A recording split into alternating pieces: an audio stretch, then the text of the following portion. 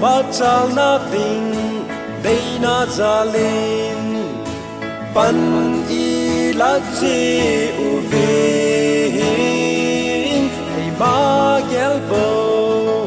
adi amuna zalin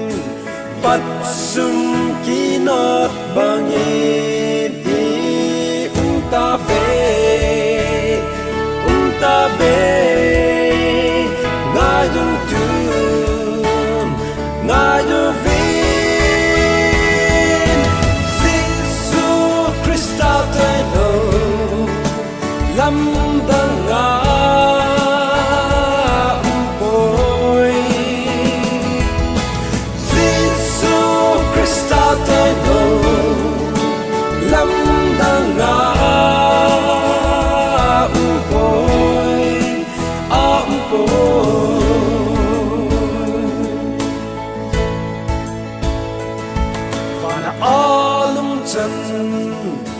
Akim bangin ila ufa jong kim hen na sal hagaw ay idam na diu chu ama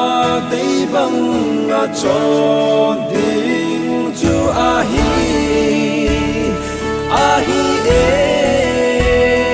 na he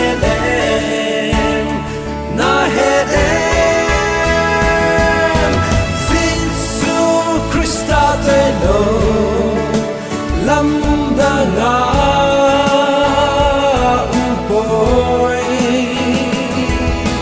Giêsu Christa tay lo lam da nga boy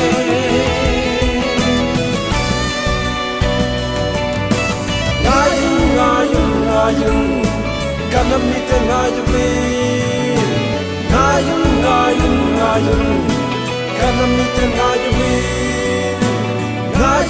ngayong kanamite ngayong kanamite ngayong Giêsu Christa tay lo lam dang nga boy Giêsu Christa tay lo lam dang nga boy Giêsu Christa tay lo lam dang nga boy Giêsu Christa tay lo lam dang nga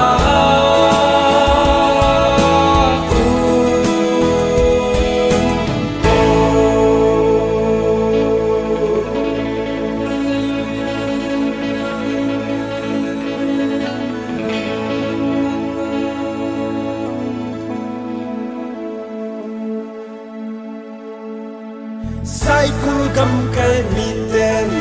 pathin chunga jumin kang gui gam kai mi ten pathin chunga jumin lam ka gam kai mi ten pathin chunga jumin sugnu gam kai mi ten pathin chunga jumin more gam kai mi ten pathin chunga jumin Jasad kam kay miten Pathin chunga jumin Imphal ay mite hon Pathin chunga jumin Nagaland Assam Tripura Chong Giêsu Christa tay lo lam dang nga boy Giêsu Christa tay lo lam dang nga